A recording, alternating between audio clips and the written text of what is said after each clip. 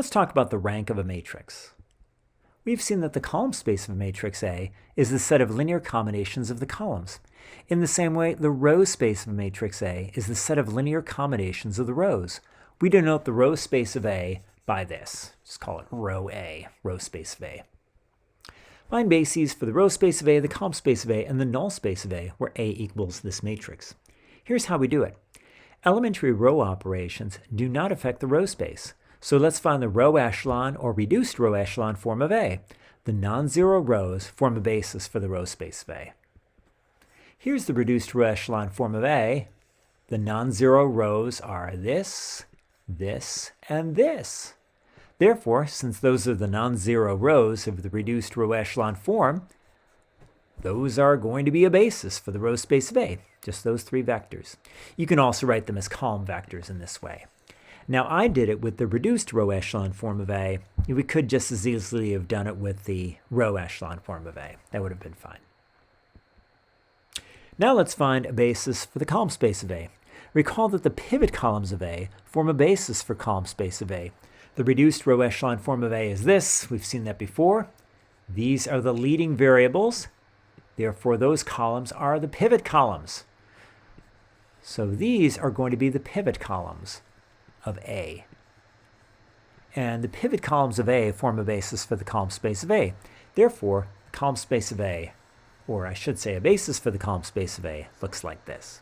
Now notice, we want the pivot columns not of the reduced row echelon form, but of the original matrix A. Those pivot columns will be a basis for the column space of A.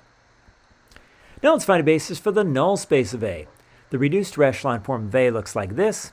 Using the reduced row echelon form, we find that, okay, so again, this first equation is going to be x1 plus 3x3 minus 6x5 equals 0 because we're trying to solve ax equals 0, and this is the reduced row echelon form of A. We also get x3 minus 20x5 equals 0, and x4 plus 8x5 equals 0. Now, if we write these three equations, which we saw in the previous slide, as parametric vector form, this is what we end up with. Move the free variables to the other side, and we end up with x1 equals negative 3x3 plus 6x5, x2 is 20x5, x3 just equals 6, x3 just equals x3. That's what we do with the free variables. x4 equals negative 8x5, and x5 equals x5. So we can pull out the x3 and the x5 and write it like this. Notice that a basis for the null space of A is just going to be these two vectors. And that's because any vector that's in the null space of A can be written as a linear combination of these two. Therefore, that's going to be a basis for the null space of A. They span the space, null space of A, and they're linearly independent.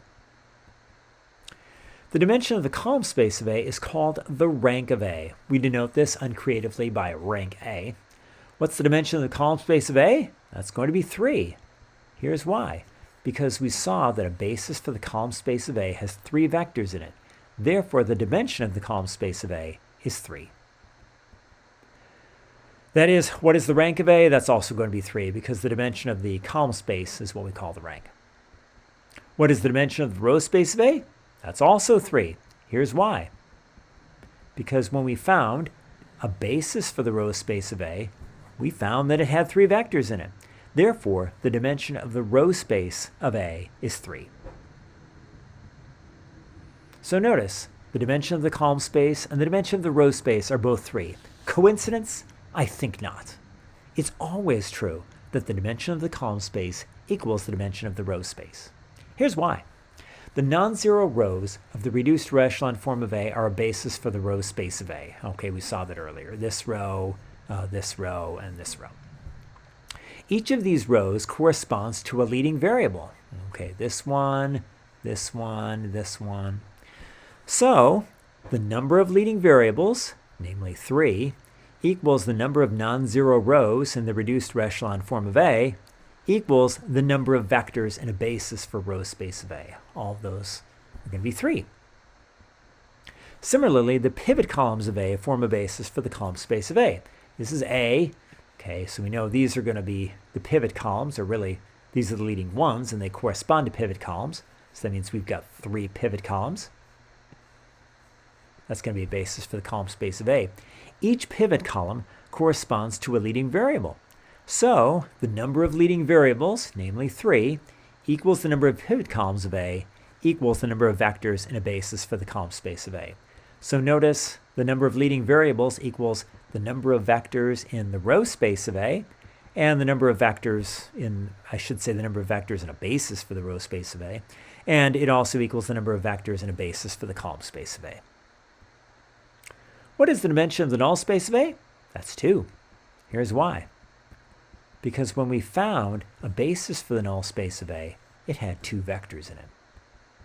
But actually, we didn't even have to go through all this rigmarole to calculate the null space of A to know that the answer is 2. The dimension of the null space of A is called the nullity of A, or nullity A. There's a connection between the rank of A and the nullity of A. Let A be an m by n matrix. Then the rank of A plus the nullity of A equals n. Here's why. There are n columns. It's an m by n matrix, which corresponds to n variables. Each of the n variables is either a leading variable, that means it's counted in the rank of A, or a free variable, that means it's counted in the dimension of the null space of A. So all of the n variables are either in the rank or in the dimension of the null space. That means when you add together the rank and the dimension of the null space, you get n, the number of columns, because variables either have to be leading variables or free variables. Let's fill in this chart. Oh goodness, we have these 4 matrices, and here's some information about them. We can do this. The dimension of the row space of A is always equal to the dimension of the column space of A. We saw that earlier, so this must be 4 as well. The dimension of the null space of A, we saw a moment ago that when you add together the rank, the dimension of the column space, and the number of free variables, the dimension of the null space, you get the number of columns, 4. So again, the rank is 4, and when we add to that the dimension of the null space, we should get the number of columns, 4. Well, obviously this is going to be 0. So the dimension of the null space is 0. The nullity is 0. Similarly, if the dimension of the row space here is 3, the dimension of the column space also must be 3.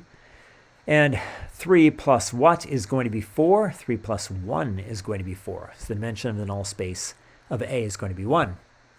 If we have a 5 by 8 matrix, switching it up on you, hope it doesn't confuse you. If the dimension of the column space is 2, that means the dimension of the row space is going to be exactly the same. That'll be 2. And 2 plus what equals the number of variables? 2 plus 6 equals the number of variables, the number of columns. Therefore, the dimension of the null space of A, the nullity of A, is going to be 6. If we have a 9 by 6 matrix, oh man, rocking your world, not telling you the dimension of the row space and the dimension of the column space, telling you the dimension of the null space. The dimension of the null space of A is 5. 5 plus what is going to be 6? 5 plus 1 is going to be 6. So those are both 1.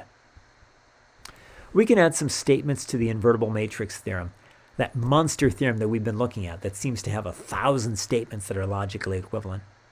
Let A be an n by n matrix. The following statements are logically equivalent to the statement A is invertible. The reduced row echelon form of A is the n by n identity matrix. Okay, we've seen some of these before. We've seen many of these before. A has n pivot positions. Ax equals 0 has only the trivial solution. The columns of A are linearly independent. The columns of A span Rn, etc., etc., etc. One that we added recently, this wasn't part of it initially, but we added it a little later, is the determinant of A does not equal 0. Okay, that's logically equivalent to all the above ones. Here are the new ones. Okay, so the statement A is invertible is logically equivalent to the statement A transpose is invertible. Why? Well, A transpose is invertible if and only if A is invertible. That's because A transpose inverse equals A inverse transpose. In other words, A transpose has an inverse if and only if A inverse exists. And similarly, if A inverse exists, then A transpose must exist. So A is invertible if and only if A transpose is invertible, which means that all the statements we said about the columns are also true of the rows, because the columns of A transpose, the columns of A are the same as the rows of A transpose. So if the columns of A are going to be linearly independent if and only if the rows of A are linearly independent, We can also add these statements to the monster theorem, this invertible matrix theorem. The columns of A are going to span Rn if and only if the rows of A span Rn. That's going to be true if and only if the rank of A is n. And the columns of A are a basis for Rn. The rows of A are a basis for Rn. Those are other statements we can add. It's in the invertible matrix theorem.